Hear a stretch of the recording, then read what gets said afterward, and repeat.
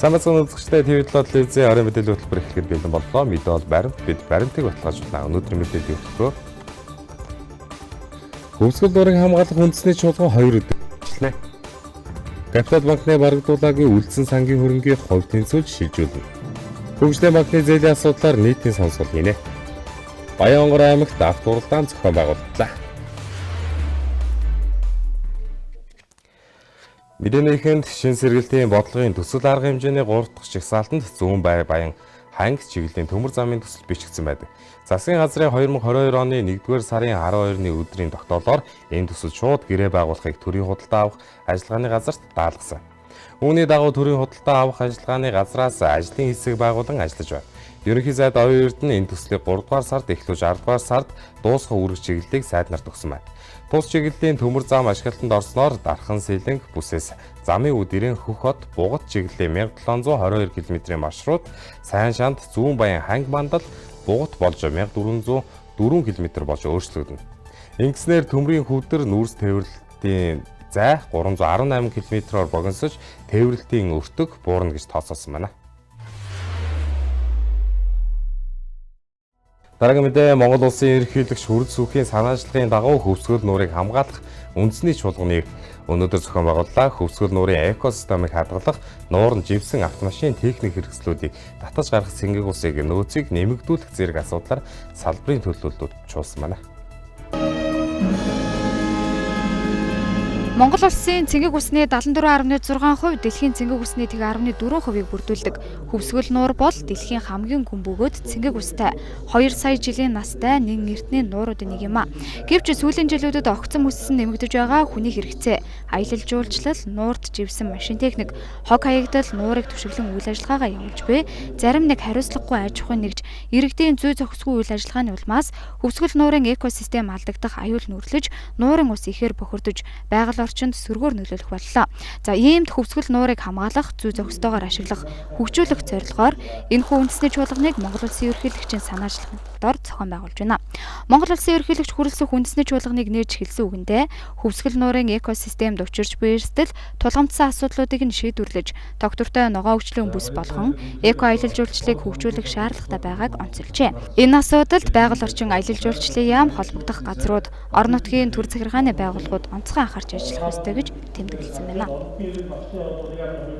Миний Монгол улсын ерхий сайдаар ажиллаж байхдаа 2019 онд засгийн газрын 332 дугаар тогтоолыг батлан гаргаж 2019-оос 2023 онд хөвсгөл нуур орчмын эко аялал жуулчлалын бүсийг хөгжүүлэхэд төлөвлөгөөг батлан ерөнхий сайдын 2020 оны 117 дугаар захирамжаар хөвсгөл нуурын бохирдлыг бууруулах зорилгоор холбогдох ажлын хэсэг байгуулан ажилласан зарим талаар үр дүнгээ өгч байна.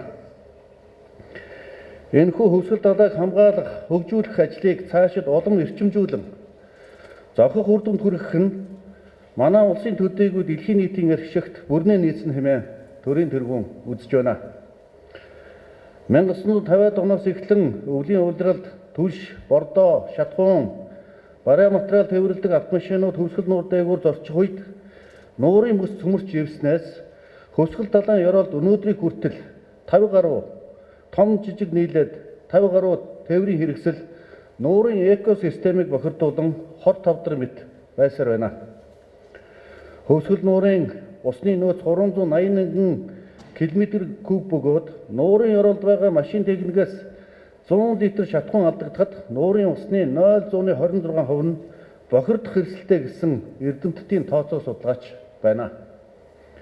Нуурын живсэн автомашинуудад хадгалагдж байгаа шатхуун тос тослогооны материал алдагдвал нуурын эколог, терминолог болон нуур орчмын биологийн олон янз байдал зэрэг нуурын экосистемд асар их хор хохирол учруулж болзошгүй байна.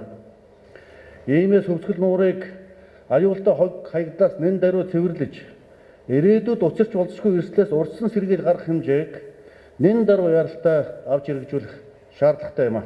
Өнгөрсөн жил бид эрдэмтэн судлаачдынхаа тооцоо судалгаанд үндэслэн холбогдох чиглэлийн яам, үндэсний аюулгүй байдлыг хамгаалах тусгай чиглэлгийн байгууллагуудын дэмжлэгтэйгээр хөвсгөл нуурт 36 жилийн өмнө живсэн Сүхбаатар хөлөг онгоцыг татан гаргаж, нуурын усыг бохирдуулж байсан нэгэн том их үүсрийг аюулгүй болгосон. Ийхүү усны гүнд эрсдэл бохирдол болон живсэн Сүхбаатар хөлөг онгоц өнөөдөр гадаад дотоодын жуулчдын үзмэр болон хувирсан бөгөөд далайн тээвртээ дахин гарахгүй ч гэсэн эргийн зогсоолдоо мөнхөд зогсож Монголын усан тээврийн түүхийг өгүүлсэн бодит гэрч болсоор байх болно. Живсэн хөлөг онгоцыг амжилттай татан гаргасан монголчууд бид цэнгэг усныхаа томоохон их үүсэр болох далайн ээжээ бохирдлоос бүрэн салгаж чадах боломжтой гэдгээр нотлон харуулсан бодит үйл явдал болсон гэж үзэж байна. Цаг уурын хүндрэлтэй нөхцөлд эр зориг төсөв төвчээр гарган төрийн тэргүүнийхөө өгсөн үүрэг даалгаврыг нэр дэвтэртэй биелүүлсэн энэхүү чухал ажлыг амжилттай гүйцэтгэсэн бүх хүмүүс бие бүрэлдэхүүн албан хаагчдаа ард түмнийхээ нэрийн өмнөөс гүн талархал илэрхийлье.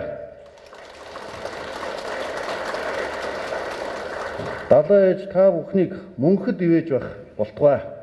Хөсгөл нуурын экосистемийн хамгаалалттай холбогдуулаад хэд хэдэн үйл ажиллагааг Монгол Улсын засгийн газраас хэрэгжүүлэхээр төлөвлөгөөд явж байна. За Монгол Улсын ерөнхийлөгчийн санаачилсан хөсгөл нуурын эко хамгааллын систем дээрэс нь бол энэ хөсгөл нуурыг хамгаалахтай холбоотой энэ үндэсний чуулганыг бол бид нар өнөөдөр хурдуулж байгаанаас учир ач холбогдолтой. Яагаад тэгэхээр өнөөдөр байгаа хөсгөл нуурыг тойрсон аялал жуулчлалын баазууд дээр бид нар нэгдүгээр аттестачлал хийх шаардлагатай гэж харж байгаа. За тухайн аттестачлалын хүрээнд бол ямар нойлтой байна, хогоо яаж одоо ажил тээвэрлэлтүүд нь явж байна. За хөсгөл нуурт ямар одоо хор хохирол учруулж байгаа гэдэг талаас нэгтлийн судалгаа төгөлтүүд бол гарах ёстой гэж харж байгаа. Нөгөө талдаа бид нар ногоон хүүгийн зээлийн хөнгөлтөөр бол энэ жилдээ багтаагаад хөсгөл нуурын ойр орчмын аялал жуулчлалын газруудыг бол бүгдийг био нойлтой болгох, энэ ариун цэврийн болон хогийн байгууламжийг шийдэх энэ асуудлуудыг бас явуулж байна. За 2024 онд багтаагаад хөсгөл нуурын доор байгаа нэг 50 орчим автомашиныг гаргаж ирэх энэ үйл ажиллагааг бол үргэлжлүүлээд хийнэ гэдэг юм тооцоо судалгаатайгаар явж байна. За дээрэс нь бол хөгсөвд мөсний баяр болохтой холбогдуулаад энэ жилийн үед бол автомашин зогсоохгүй байх шийдвэр бол гаргасан. Ариун цэврийн байгууламжуудыг одоо бий болох био нойлоор үйлчлэх хогийн цэгийг олноор байгуулахын шийдвэрүүд бол гарсан байна. За дээрэс нь бол нэмж одоо аялал жуулчлалын газар олгогдохгүй байх энэ асуудлыг бас Монгол Улсын ерөнхийлөгч бас хөндөж байгаа. Тэгээ энэ дээр бол бид нар тоосоо судалгааны асуудлуудыг шийдвэрлэж тодорхой хэмжээний дүгнэлтүүд гарч үргэлжлүүлээд одоо аялал жуулчлалын одоо юу гэдэг хөгжүүлэх тал дээр бол илүү одоо стандарттай нормативыг барьсан ийм аялал жуулчлалыг хөгжүүлэх тал дээр голлон анхаарч ажиллана. Хөсгөл нуурыг тойрсон орчин тэгээд хөсгөл нуурыг тойрсон аялал жуулчлал үнэхээр төрийн одоо анхаарал орж байгаад үнэхээр хөсгөлчүүд талархалтай хандж байгаа. Монгол Улсын ерөнхийлөгч хоног өрсөх ерөнхий сайд байх хугацаанаас эхлээд хөсгөл нууртай холбоотой асуудлуудаар бас тогтоох шийдвэрүүд гаргаж энийг хэрхэн яаж хамгаалах уу, хөсгөл нуурыг тойрсон аялал жуулчлалыг яаж эко аялал жуулчлалын бүс болох уу гэдэг асуудлаар анхаарал хандуулж одоо шийдвэрүүд гаргаж ирсэн. Энэ бол мэдээж одоо хөсгөлчүүдэд бас хөсгөл нуурыг хамгаалах асуудал маш том одоо түлхэлц дэмжлэг болж байгаа. Тэр энэ ажил бол эхнээсээ хэрэгжээд эхэлснийг бол одоо монголчууд маань ард түмэн мэдж байгаа. Хөсгөл нуур живсэн техник хэрэгслийг гаргаж ирсэн. Дараагийн асуудал бол хөсгөл нуурыг тойрсон эко аялал бүсийг хэрхэн яаж одоо зөв болгох уу, төлөвлөх үү гэдэг асуудлууд яригдж байна. Дээрээс нь аялал жуулчлалынхаа одоо бүтээгдэхүүн үйлчлэгийг яаж одоо стандартад нийцүүлэх үү, мөн одоо жуулчдын дор хэрэг нэмэх үү гэдэг энэ асуудлууд бас нэлээд өрөвтэй явж байгаа. Тэрний нэг нь бол Өсгөл аймгийн одоо онгоцны буудлыг 4 улсын олон улсын болгох, ханх мондын бомбыг бас олон улсын бомб болгож болохоор ингээд хэрэгжээд ажлууд нь явж байна. Түүнчлэн хөвсгөл нуурыг аюултай хог хаягдлаас нэн даруй цэвэрлэж ирээдүйд учирч болзошгүй эрсдлээс урьдчилан сэргийлэх арга хэмжээг нэг яаралд авч хэрэгжүүлэх, нуурт живсэн машин техникийг татан гаргах үйл ажиллагааг үе шаттайгаар зохион байгуулж 2024 он гэхэд нуурыг живсэн машин техник хэрэгсэл хог хаягдлаас бүрэн цэвэрлэж дуусгах, хөвсгөл нуурын орчмын гамшигын эрсдлийн үнэлгээ, эмзэг байдлын судалгааг хийж, эрсдлийг бууруулах арга аргачлал, загварчлал, тооцооллыг олон улсын жишгт нийцүүлэн боловсруулж, хэрэгжилтэнд хяналт тавих, хөвсгөл нуурыг судлах төв байгуулж, нуурын усны чанарын лабораторийг шинжилж, өргөжүүлэх, нуур орчмын аялал жуулчлалыг дэмжсэн дэд бүтэц болон менежмент үйл ажиллагааг сайжруулах, хог хаягдлын цэгийг яаралтай шинжилүүлэх, дахин төлөвлөх, нуур орчмын газар олголтыг цэгцлэх, нэмж газар олохгүй байх, аялал жуулчлалын баазуудын байршлыг оновчтой төлөвлөх, стандарт тогтоох, Ариун цэврийн байгууламж хог хаягдлын хяналтыг сайжруулах, хөрсний бохирдлын их усүр болсон нүхэн жорлон устгах, хориглох, цэвэр бохир ус замын дэд бүтцийн системтэй төлөвлөх, усан тээврийн үйл ажиллагаанд олон улсын стандарт нэвтрүүлэх, бүртгэлийг шинжлэх зэрэг асуудлуудыг нэн даруй шийдвэрлэж, үйл ажиллагааг нь цэгцлэхэд анхаарал хандуулах ёстой гэж мэдээллээ. Хөвсгөл нуурыг хамгаалах үндэсний чуулганы салбар хуралдаанууд, хөвсгөл нуурын экосистемийн хамгаалал, хөвсгөл нуурыг тогтвортой аялал жуулчлалын бүс болгон хөгжүүлэх, хөвсгөл нуурын усны бохирдол чанарын асуудал, хөвсгөл нуурт живсэн машин техникийг татан гаргах ажиллагаа сэдвээр үргэлжилсэн бол чуулганы 2 дахь өдөр дээрх сэдвүүдээр нэгдсэн хуралдаан болж хэлэлцүүлэг өрнүүлэн зөвлөмж гаргах юм байна. За баярлалаа. Ингээд үнэхээр одоо бор 500 загварын спорт Монгол Улсын засгийн газрын ээлж туралдаанаар татан буугдсан Капитал банкнд байршиж байсан даатгалын нийгмийн даатгал болон эрүүл мэндийн даатгалын сангийн хөрөнгийг барагдуулах тухай асуудлыг хэлэлцэж нийт 118 тэрбум төгрөгийн үн бүхий хөрөнгийг 2 санд хувь тэнцвүүлэн шилжүүлэх ажлыг зохион байгуулахар болсон байна. 2019 оны 4-р сард Монгол банкны ерөнхийлөгчийн шийдвэрээр Капитал банкыг татан буулгасан байдаг. Шалгалтаар тус сан эрүүл мэндийн даатгал, нийгмийн даатгалын санд нийт 230 гаруй тэрбум төгрөгийн өр барагдуулах ёстой гэж үздэг. Үүнээс өнгөрсөн хугацаанд тус 2 санд тус бүр 7.7 тэрбум төгрөг шилжүүлж битүүмжилсэн. Эд хөрөнгөөс эрүүл мэндийн даатгалын санд 36.5 тэрбум төгрөгийн үн бүхий үл хөдлөх хөрөнгө, нийгмийн даатгалын ерхий газарт 22.1 тэрбум төгрөгийн үн бүхий эд хөрөнгө шилжүүлжээ. Тэгвэл цаашаад барагдуулаагүй үлдсэн үн бүхий эд хөрөнгийг 2 санд хувь тэнцвүүлэн шилжүүлэх ажлыг хийхээр болж байна. Цагдаагийн байгууллагаас мөрдөн шалгах ажиллагааны явцад дээр Капитал банктай холбоотой хамаарал бүхий этгээдүүд зээлийн эргэн төлөлт хийгдээгүй барьцаа хөрөнгө дутуу энэ нуугдмал хөрөнгүүдийг одоо бас нээж илрүүлэх ийм ажлууд давхар хийгдэж байгаа гэдгийг хэлье. За энэ дээр тодорхой мэдээллүүдийг бас авч ажиллаж байгаа. За ингэснээр бас энэ үлдэгдэл төр 49 орчим тэрбум төгрөгийн хөрөнгүүдийг нээж олох илрүүлэх ийм ажлууд хийгдэх баг. Энэ тохиолдолд мөн л одоо дээр дурдсан 2 санд шилжүүлэх ийм ажлуудыг шатраатай хийхээр төлөвлөж байгаа. Эхний ээлжинд энэ одоо битүүмжлэх зэйдрэнгүүдийг яаралтай шилжүүлж өгье.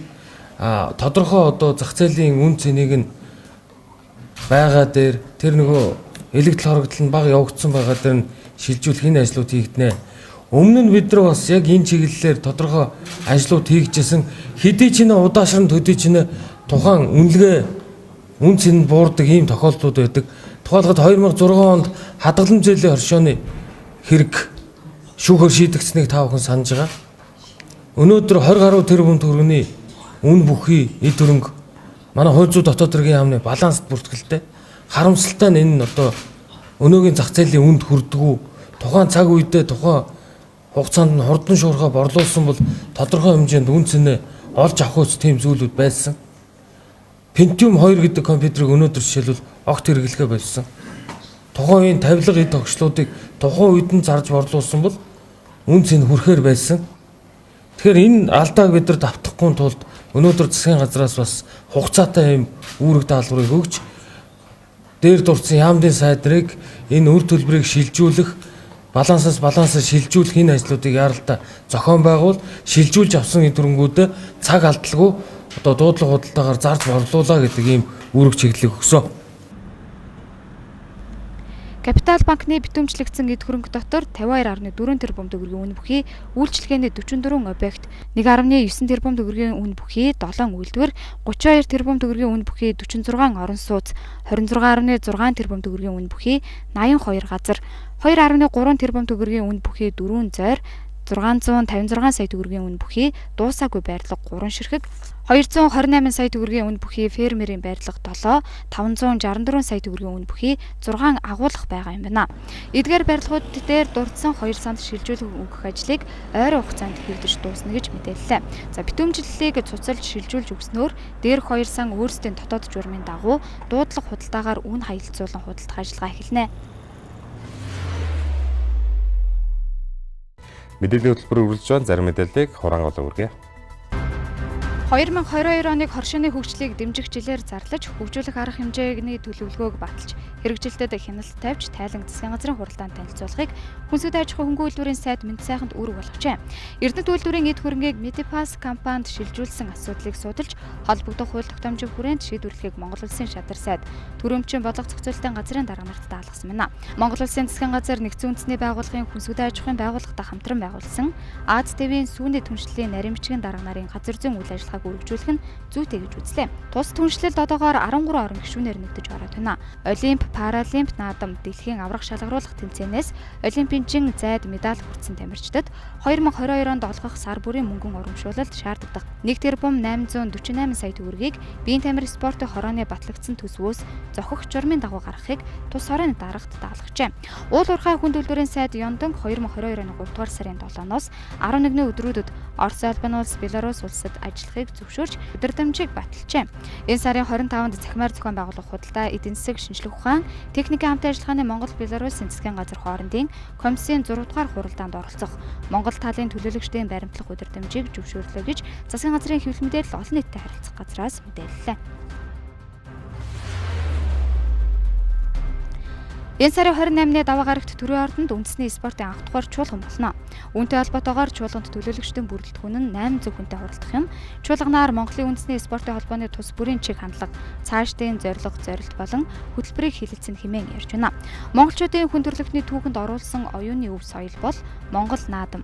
Энэ өв соёлыг бүтээгч Монголын үндэсний сурын харваачтай холбоо, Монголын үндэсний бүхийн холбоо, Монголын үндэсний морин уралдаан уяачтай холбоо нэгдэж ажиллах юм а. Санамж бичигт гарын үсэг зурцгаан завлмаар нийт спортын холбоонд нэгдэж үндэснийхээ спортыг дэмжихийг уриалж байна. Сүүлийн хоногт улсын хэмжээнд 525 иргэн коронавирусын халдвараар өвчлсөн нь PCR шинжилгээгээр батлагджээ. Ингэснээр нийт бүртгэгдсэн тохиолдлын тоо 463,380 болж нэмэгдлээ. Шинээр илэрсэн тохиолдлууд бүгд дотоодын халдвар бол 293 нь орон нутагт, харин 232 нь Улаанбаатар хотод бүртгэгдлээ. Уг өвчний улмаас 2 иргэн нас барсан байна. Өнөөдрийн байдлаар нийтдээ 2089 иргэн эндээд байна. Одоогоор коронавирус халдварын улмаас улсын хэмжээнд 3409 иргэн эмнэлэгт хэвтэн эмчилүүлж байгаа. 784 хүүхэд бол 208 жирэмсэн эмэгтэй байна. Мөн хөнгөн хэлбэрийн онцтой 11429 хүн өрхийн эмчийн хяналтаар гэрээр эмчилүүлж байна. Эмнэлэгт хэвтэн эмчилүүлж буй иргэдийн биеийн байдлыг авч үзвэл хөнгөн 881 хүн, хүн дэвтэр 2185 хүн, хүнд хэлбэрээр 294 хүн байгаа бол маш хүнд хэлбэрээр 49 хүн өвчлсөн байна.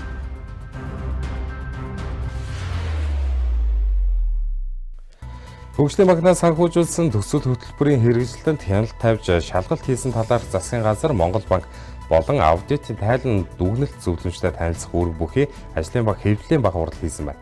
Ажлын хэсгийн гишүүд дараах дүгнэлтийг гаргасан байна. Монгол улсын хөгжлийн банкнаас санхүүжүүлсэн төсөл хөтөлбөрүүдийн хэрэгжилтэд хяналт тавих ажлын хэсэг өнгөрсөн 7 хоногт байгуулагдаж, улсын хурлын гишүүн Бат Төмрөөр ахлуулсан 4 гишүүний бүрэлдэхүүн хөгжлийн банкны зээлдэгч нартай холбоотой дүгнэлтийг танилцуулж байна. За тодруулж хэлбэл ажлын хэсэг тус банктай холбоотойгоор 800 хуудас материалтай уншиж танилцжээ. Хөгжлийн банкны эрсдлийн санд 700 орчим тэрбум төгрөг байсныг Монгол банк 1.3 их найд төгрөг болгох зөвлөмж өгсөн байна. За тус банк нийт 74 төсөлд зээл болгосноос 21 зориултын бусаар зээлийн хөрөнгөд зарцуулсан байгаа юм а. За нийт зээлийн багцын 687 тэрбум чанаргүй 500 орчим тэрбум төгрөг анхаарал хандуулах шаардлагатай бол за үүнд 5 зээл багтсан байна. Тодорхойлбол Эрдэнэс Монгол эрчим хүчний яамны зээлүүд багтжээ. Харин 131 тэрбум төгрөгийн зээл хэвэн байна гэж дүгнжээ. За ингээд бол цаашдаа ингээд урьдчилан дүгнэлтээр бол хөгжлийн банкны 2011 онд батлагдсан энэ хуулийг бол өөрчлөх, энэ хуулийг сайжруулах, ялангуяа одоо тэр ирээдүйд бий болох хөрөнгийг барьцаа зээл олгосон байгаа. Энийг зохицуулах юм шаардлага бол байна. Ирээдүйд одоо хөгжлийн банкны хуулинд нь бол байхгүй. Хөгжлийн банкны чанаргүй зээлдэгч нарын 700 гаруй барьцаа хөрөнгө бий. Саяхан барьцаа хөрөнгийг бүртгүүлжүүлэх ажлыг тус банкны төлөөлөл удирдах зөвлөлөөс хийсэн байдаг. Зарим барьцаа хөрөнгө ханшийн зөрүүнээс шалтгаалж үнэлгээ буурсан. Зарим нь илэгдэл хоригдол их учир зах зээлийн үнэлгээ унсан зэрэг олон асуудал яригдж байгаа юм а. За үүний адил банкнаас санхүүжүүлсэн зээлдэгч нарын төслийн ихэнх нь үл хөдлөх хөрөнгө орон сууц болон шингэсэн байдаг бол тэдгээрийн тал орчим хувь нь үнэлгээний болон газрын маргаантай, зарим нь компани дамнаж харилцсан гэрээгээр төслийг хэрэгжүүлж байгаад дундаас нь орхиж царцаасан зэрэг зэрэг хэд хэдэн зөрчлүүд илрээд байгаа юм а. За үндсэндээ хөгжлийн банкны санхүүжүүлсэн төсөл зорилго тодорхойгүй, шударга шалгаруулалтгүй явагдсан гэдгийг хэлж байна. Гол анхаарах ёстой юм юу вэ гэж. Ер нь энэ зээлийг зорилтын дагуу зарцуулж юу гэдэг асуудлыг бид анхаарах ёстой. Одоо ингээд харахад өөрийн арилжааны банкныхаа зээлийг төлчихсөн хүн байна. Хэдэн 10 хэдэн 100 тэрбумаар наваад муу зээлүүдэд төлсөн хүн байна. За мөн зорилтын бусаар зарцуулсан улсууд байна. Тэгээ энэ бүгдийг бол одоо газар дээр нь очиж шалгахгүй бол бид нэр энэ зээл зорилтын дагуу явсан юм уу гэдгийг нотолох ямар ч боломжгүй. Тэгвэл ажлын хэсгээс хөгжлийн банкны зээлийн асуудлаар авилгатай тэмцэх газартай хамтран нийтийн сонсгол зохион байгуулахаа мэдгдлээ. Үргэлжлүүлэн Баянгар аймгийн Дрифт King авто клубээс санаачлан анх удаа өвлийн Ice Drift авто уралдааныг зохион байгуулсан байна. Тэмцээнд Улаанбаатар хот болон Дархан, Ховд, Зэрэг аймагуудаас 30 тамирчид оролцож ур чадвараас сорьсон байна.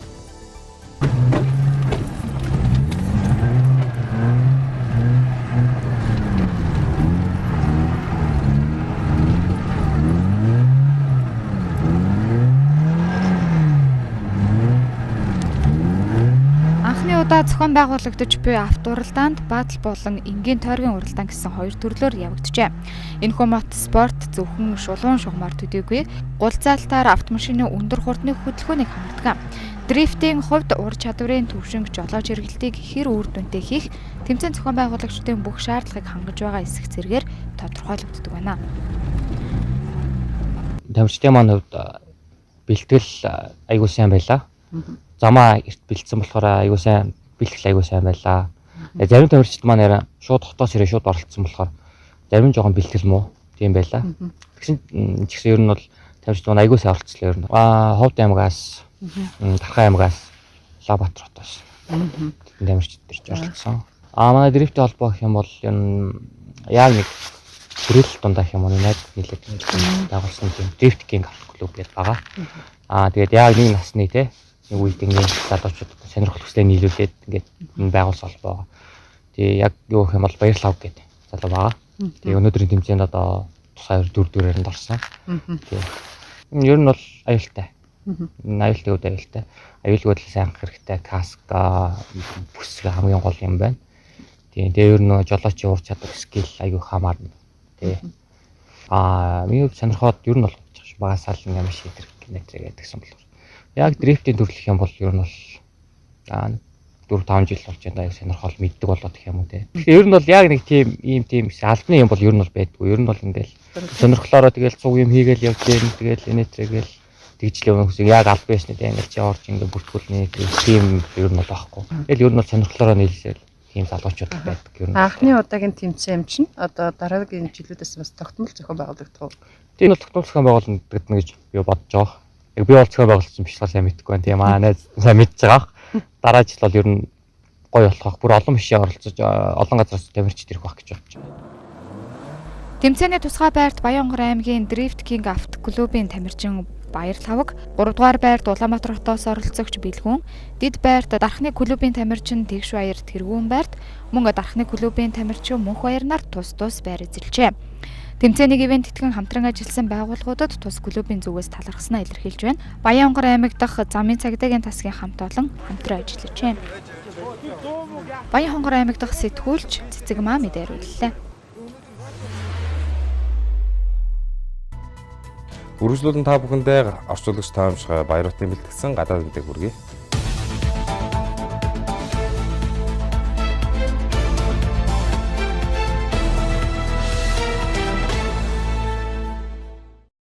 Үзэгчтэй орой минь төргий. За дэлхийд дахинд болсон онцлог үйл явдал мэдээллийн таймыг үзэгч та бүхэндээ тоомлон хүргье.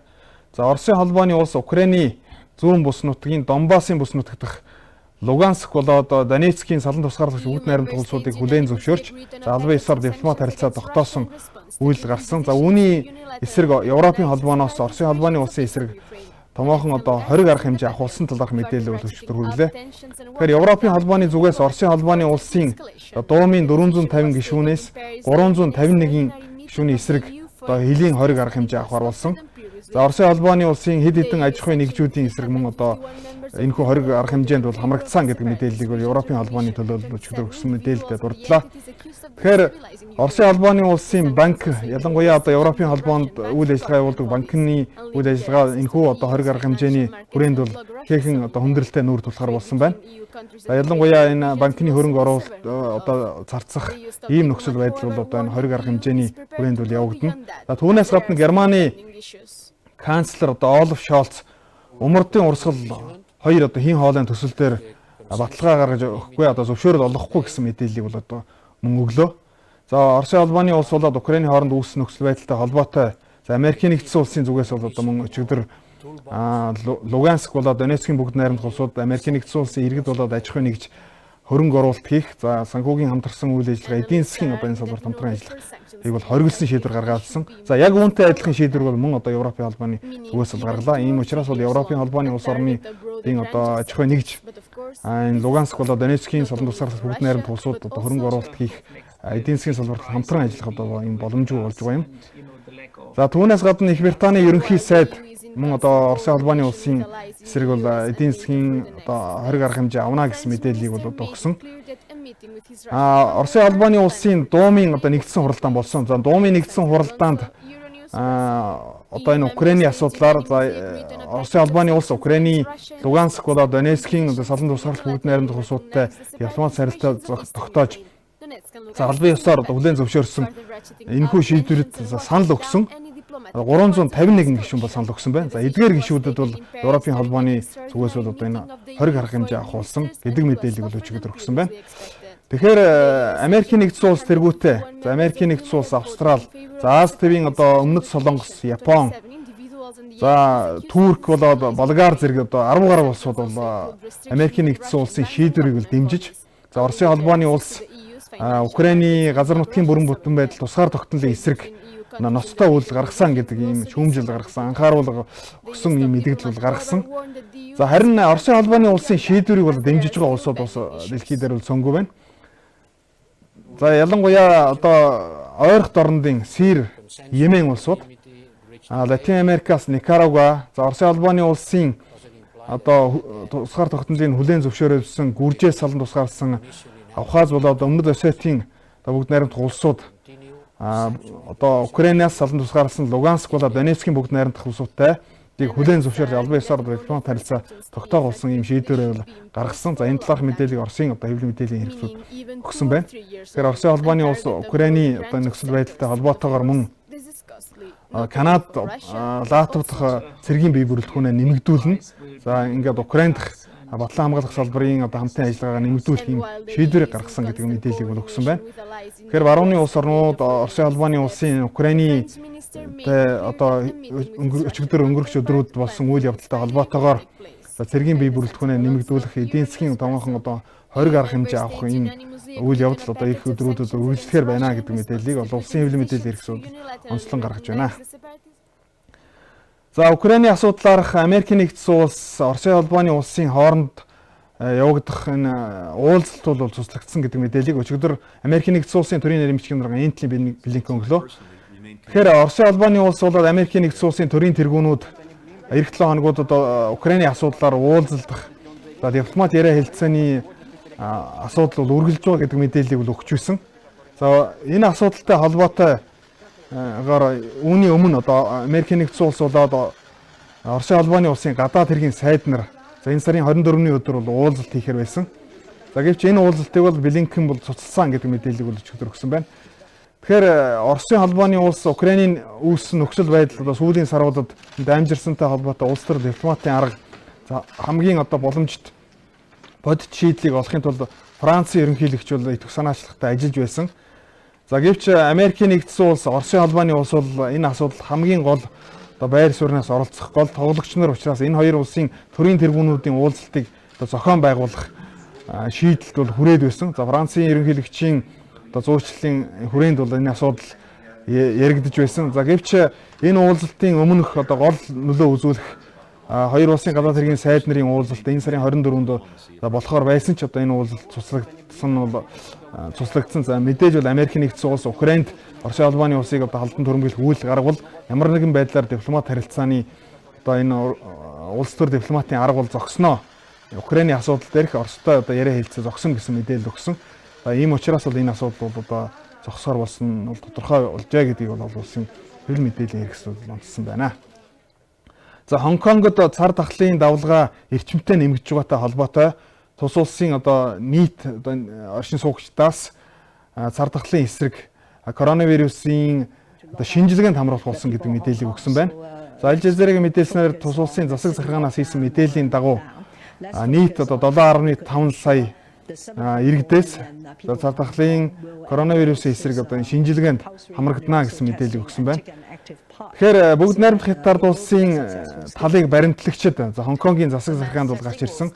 За өнгөрөгч оны сүүлээр болсон энэ Хонконгийн сонгуулиар бол бүгд найрамдах Хятад улсын одоо Бээжингийн талыг баримтлагч нар Хонконгийн төр засагт бол гарсантай холбоотой бүгд найрамдах Хятад улсын цар тахлын эсрэг баримталж байгаа бодлого бол Хонконгод одоо эрчимтэй хэрэгжиж байна. За үүний хүрээнд тус улсын засаг захиргаанаас энэхүү одоо цар тахлын эсрэг баримталж байгаа хатуу бодлогыг бол хэрэгжүүлнэ гэдэг мэдээллийг бол Хонконгийн одоо хэвлэл мэдээллийн хэрэгслүүд за мөн одоо Аль Жазира бол өгсөн байна. Тэгэхээр Хонконг цар тахлын энэ давлгааг бол эрчимтэй барьж хамгаалж байсан. За өвчлөгчдийн тоо энэ цар тахлаас болж нас барагчдын тоо бол харьцангуй одоо бага байсан. За Азийн бүс нутгийн улс орнууд одоо Япон, Солонгос за болоод энэ Филиппин, Зүүн Азийн улс орнуудтай харьцуулахад бол Хонконгийн цар тахлын эсрэг барьж байгаа бодлого хатуу байсан учраас өвчлөгчд болоо нас барагчдын тоо харьцангуй бага байсан. Тухайлбал одоо 2 сая хүн цар тахлаас болж одоогоор бол амь насаа алдаад байгаа. За харин өвчлөгчдийн тоо 12,650 хүрсэн гэдэг мэдээллийг бол сүүлийн үеийн одоо мэдээлэлд өгсөн байна. За бүгд найрамдах Хятад улсын зүгээс Америкийн нэгдсэн улсын батлан хамгаалах салбарын хоёр томоохон компани болох Raytheon болоод Lockheed Martin эсрэг бол 20 гаруй хэмжээ авахар болсон байна. За учир нь Америкийн нэгдсэн улс Тайваньтай батлан хамгаалах салбарт хамтран ажиллах 100 сая $100 өртөвхий томоохон одоо хилцээр бол байгуулахар болсон. За ийм учраас бол бүгд найрамдах Хятад улсын зүгээс Америкийн нэгдсэн улс Тайваны хооронд энэ батлан хамгаалах салбарт хамтран ажиллах гэсэн сонирхлын эсрэг болоод энэ томоохон 20 гаруй хэмжээ авах болсон талаар мэдээлэл өгсөн байна. Тэгэхээр Дональд Трампын засаг захиргааны үед Тайваны талаас за ялангуяа энэ Тайваны агаарын довтлогоноос хамгаалах системийг сайжруулах хүрээнд бол Тайваны талаас бол Америкийн нэгдсэн улс хүсэлт тавьж ирсэн. За энэ хүсэлтийн хариуд бол Джо Байдены засаг захиргаа бол Тайваны хүслийг хүлээн зөвшөөрч энэ салбарт бол хамтран ажиллах энэ гэрээ хэлцээр байгуулахар болсон юм. За ийм учраас Тайваны агаарын довтлогоноос хамгаалах системийг сайжруулах үүнд одоо зэвсэг техник нийлүүлэхэд бол гол үүрэгтэй оролцох Америкийн нэгдсэн улсын энэхүү хоёр одоо томоохон зэвсгийн компани эсрэг бол Хятадын зүгээс бол 20 гаруй хэмжээ авах болсон байна. Тэгэхээр бол Америкийн нэгдсэн улс энэ Тайванытай энэ хамтын ажиллагаагаа нэмэгдүүлэх сүүлийн үед бол эдийн засаг одоо улс төр за мөн одоо батлан хамгаалахын салбарт бол хамтын ажиллагаа нэмэгдүүлэх гэсэн нь бол зүүн одоо энэ Хятадын тэнгисийн бүс нутаг за зүүн Хятадын тэнгис болоод энэ зүүн Аз номхон талын бүс нутаг энтхэн номхон талын санаачлагын хүрээнд Америкийн нэгдсэн улсын энэ гадаад бодлого эрчимтэй хэрэгжиж байгаа учраас за гол Америкийн нэгдсэн улсын одоо энэ түвш газар бол Тайвань гэдэг учраас энэ Тайваньтай батлан хамгаалах салбарт бол хамтын ажиллагаа нэмэгдүүлж байгаа. Энэ нь бол Америкийн нэгдсэн улсын энэ үйл ажиллагаа энэ сүүлийн жилүүд одоо өгж байгаа энэ сонирхол бол бүгд найрамдах Хятад улсын талд бол үнэхээр таалагдахгүй байгаа учраас энэхүү Америкийн нэгдсэн улсын томоохон энэ батлан хамгаалах салбарын компаниуд эсрэг бол 20 гаруй хэмжээ авах болсон гэдэг талаарх мэдээллийг олон улсын ажил шинжилэлд онцлон тавьсан байна.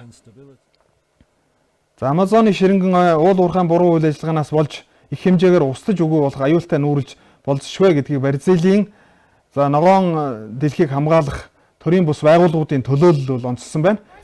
Тэгэхээр Бразил улсын одоо засаг захиргаанаас тус улсын одоо ерөнхийлөгч Жаир Болсонaro ялангуяа одоо сүүлийн үед энэ эдийн засгийг дэмжих хүрээнд Амазоны ширэнгэн зарим бүс нутгуудад уул уурхайн тусгай зөвшөөрөл олох асуудлаар санаачлал гаргаж байгаа. Тэгэхээр одоогоор Бразилийн хууль дүрмийн дагуу дархан цаасд энэ Амазоны бүс нутагт энэ ширэнгэн ойн одоо бүс нутгийн тодорхой одоо хэсгүүдэд бол уул уурхайн үйл ажиллагаа явуулахыг бол хуулиар хоригддог. За харин эдийн засгийн нөхцөл байдлыг сайжруулах энэ байгаль орчинд ээлтэй уул уурхайг хөгжүүлэх гэдэг санаачлагыг бол Бразилийн засаг захиргаанаас сүүлийн хугацаанд бол ярьж байгаа. За энэ асуудалтай холбоотой хууль өргөцсөн орчинд бол өөрчлөлт оруулах санал санаачлагыг бол гаргаж байгаа асуудал нь бол тус улсын энэ байгаль орчин хамгаалах төрийн бус байгууллагуудтай энэ шүүмжил төртгөл хүргэсэн байна. Тус улсын эрдэмтэд хэрвээ одоо уул уурхайн тусгай зөвшөөрөл олгох ажил ерөнхийлөгчийн санаачлагын хүрээнд явагдах юм бол Америк, Английн одоо томоохон уул уурхайн компаниуд бол барьцаалт ялангуяа Амазоны ширэнгэн ойн бүс нутагт бол үйл ажиллагаа явуулах одоо бэлэн байгаа. За эдгээр компаниуд барьцаалийн одоо засаг захаанд хүсэлтээ гаргаад байгаа. За тэгэх юм бол одоо 60 гаруй Америк, Английн уул уурхайн томоохон компаниуд үйл ажиллагаа явуулна. Ингэснээр бол барьцаалийн одоо энэ ширэнгэн ойн за Англи улсын газар нутагт тэнцэх хэмжээний одоо сүрэл дагуулна гэдэг мэдээллийг бол өгсөн байна.